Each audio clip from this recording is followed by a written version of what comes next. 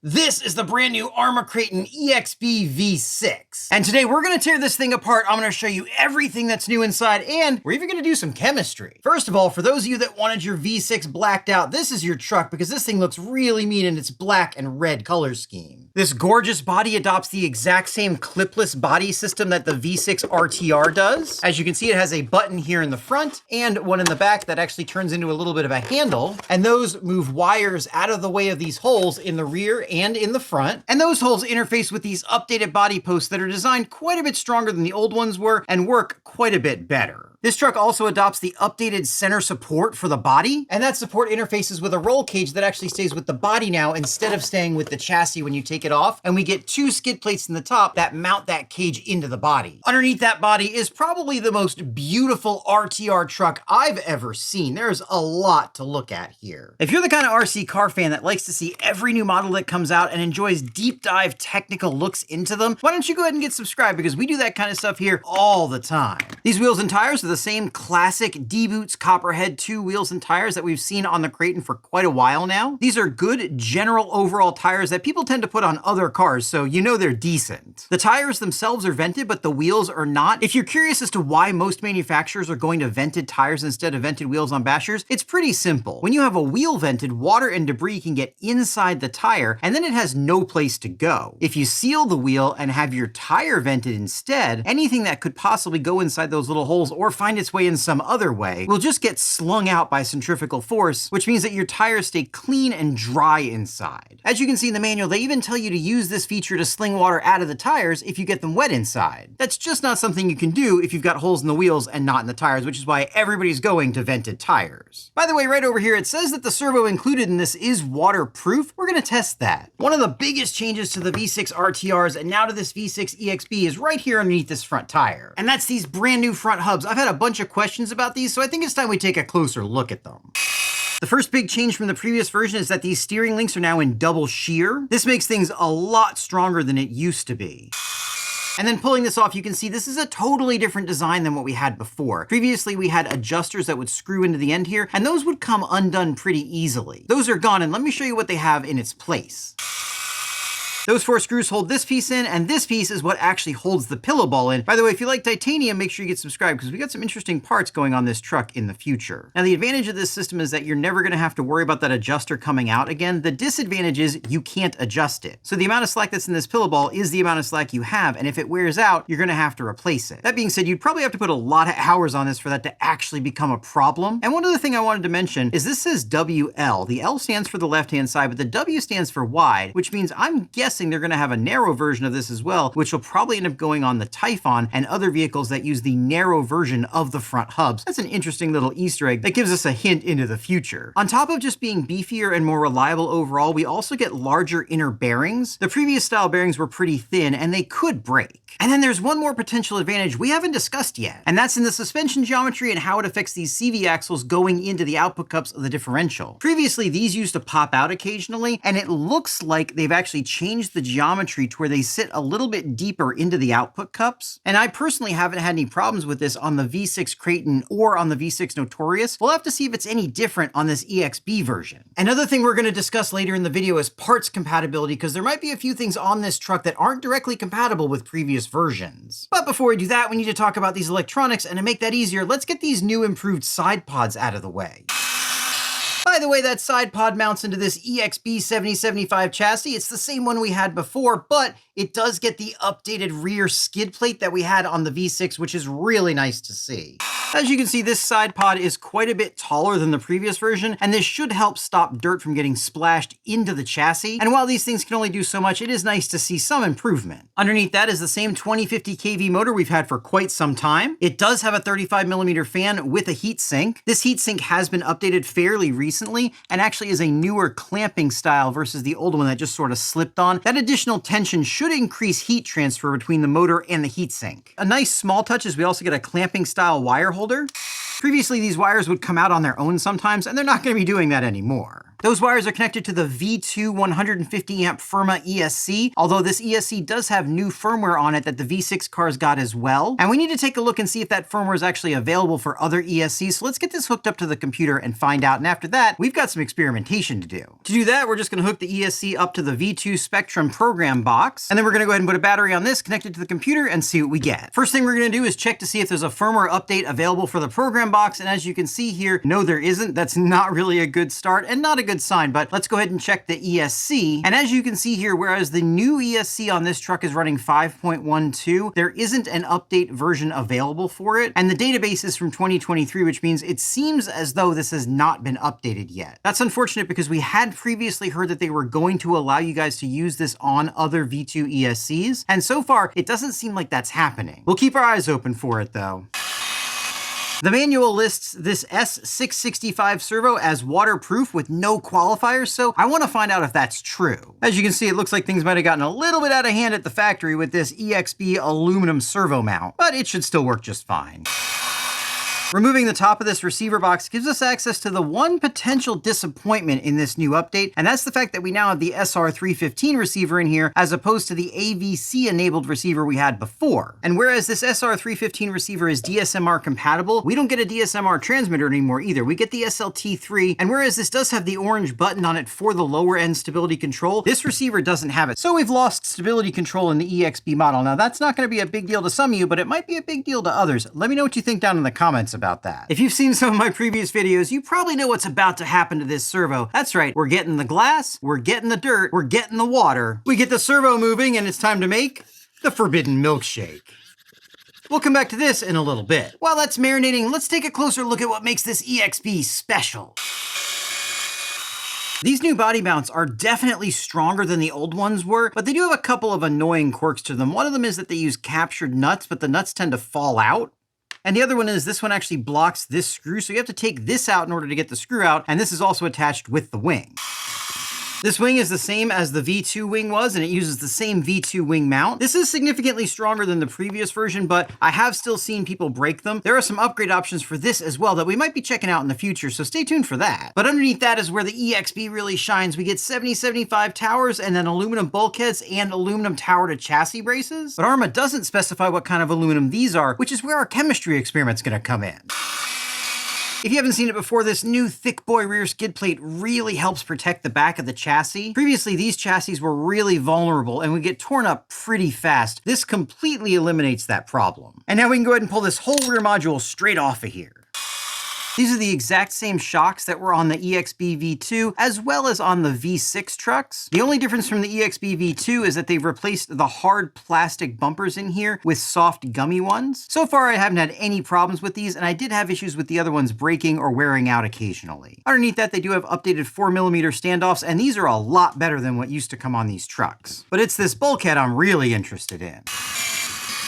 And to run our experiment, first we need to get this differential out of here, because I want to find out if this bulkhead is 7075 or 6061 aluminum. Before we test it though, why does it matter? Why do we care if it's 6061 or 7075 aluminum? Well, the properties of these two materials are very different. They look similar, but they're really not. The tensile strength of 7075 aluminum is nearly double that of 6061 aluminum. Tensile strength is basically a material's resistance to being permanently deformed when it's bent. So basically 7075 aluminum is nearly twice as resistant to being folded up into a taco as 6061 aluminum. That's accomplished by using different additives when making the alloy, and it's these additives we're going to be able to exploit to figure out whether or not that bulkhead is 6061 or 7075. Before we go any further, I must stress that we're going to be using sodium hydroxide in this experiment. Sodium hydroxide is very caustic. It will hurt you. It could kill you. If you don't know what you're doing, do not do this. With that said, I'm going to take some water and add a few pellets of this sodium hydroxide to it, dissolve it in the water to make a sodium hydroxide solution. And as a control, I'm going to take a little bit of this sodium hydroxide solution and put it on the 6061 aluminum and the 7075 aluminum. We're going to give that about 5 minutes to do its work. And as you can see here, the 6061 aluminum hasn't changed color, but the 7075 aluminum has turned black. This is because 7075 aluminum has quite a bit of zinc in it, and that zinc reacts with the sodium hydroxide to form zinc oxide. So now what we need to do is remove some of this anodizing to get some bare aluminum for testing. We're gonna do that on both the bulkhead and the rear tower to chassis brace. Now that we've got some clean metal, let's put a little bit of this sodium hydroxide solution on here, and then we're gonna go ahead and give that a few minutes to simmer. And while we're waiting for that, I just wanna point out a few more details about this. We do have the updated servo saver. This thing is really strong and way better than the previous version. We had the same thing in the V6 cars, but it's nice to see here as well. We also have the same EXB style upper hinge pin mount. This is far superior to the non-EXB style. These pins just slide in from the front, and then they're held in place in the aluminum blocks by these retention screws. The RTR screw-in versions tend to back out, and again, these are way better. The EXB also gets an aluminum mount for the center differential. And just like on the V6 cars, we have this really nice Kevlar reinforced battery strap. This thing is way thicker and far stronger than the old style strap used to be, and this is not something you're gonna be breaking. But now, let's take a look at the results of our experiment. With the tower to chassis braces, you can see here the sodium hydroxide actually cleaned the aluminum and made it a little bit more shiny, but it definitely didn't make it black. So at least according to those results, this is 6061 aluminum. And then if we take a look in here at the bulkhead, again, we have a clean, shiny spot where the sodium hydroxide solution was, but it didn't turn it black. So it appears as though this is also 6061 aluminum. That's not necessarily the end of the world. These are both still pretty strong parts. I've never had a problem with either one of them, but it is nice to know. I do want to reiterate, sodium hydroxide is very dangerous. Please don't do stuff like this if you don't know what you're doing. One other thing I wanted to mention about these braces, which I think is pretty interesting, is that they are using these plastic inserts in them, and these are being used kind of as nylock nuts, so you don't have to use thread lock on these bolts. That's a really nice touch, and something they really didn't have to do, but it shows that they're thinking. Before this all goes back together, I do want to quickly verify what's going on inside these EXB differentials. Popping this open.